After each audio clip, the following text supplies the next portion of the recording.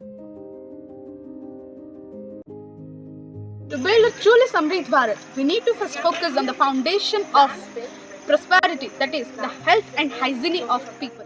Natural resources के exploitation के लिए प्लास्टिक को एज एन अल्टरनेटिव इंट्रोड्यूस किया गया है और आज plastic has become the most widely used material in the world. इसके वर्सेटिलिटी, ड्यूरेबिलिटी एंड कन्वीनियंस के लिए प्लास्टिक आज दुनिया के सबसे यूज करने वाले मटेरियल में से एक बन गया है। परंतु ये प्लास्टिक एक नॉन बायोडिग्रेडेबल ऑब्जेक्ट है जो मिट्टी में नहीं मिल सकता और इसके द्वारा हमारे एनवायरनमेंट में बहुत सारी दुविधाएं हो रही है, जैसे कि contaminating air, soil and water. और ना ही एनवायरनमेंट बल्कि ह्यूमंस में से भी बहुत सारे डिजीजेस ऐसे निकल रहे हैं जो कि प्लास्टिक के यूज द्वारा पाया गया है। एक रिसोर्सेज के माध्यम से by the micro plastic in our body हमें बहुत सारे डिजीजेस होते हैं, जैसे कि cancer, Alzheimer and chronic diseases. ये बहुत सारे दुविधाएं बन रही है प्लास्टिक के यूज के कारण। के यूज कम करने के लिए हमारे ग्रुप में से कुछ ने अपने अपने मन से कुछ सोल्यूशन निकाले हैं।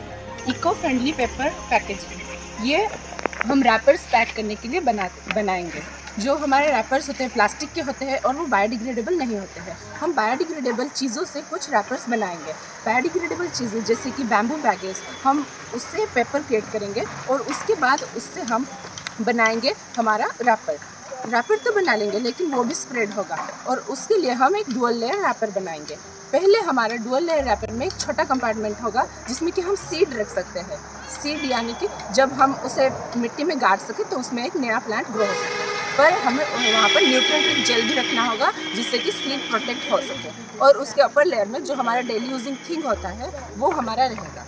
जो भी हमारा चिप्स रहता है या फिर कोई स्नैक्स रहता है, जो भी हम यूज़ करते हैं वहाँ पर उस अपर लेयर यानी कि लार्जर लेयर में रहेगा।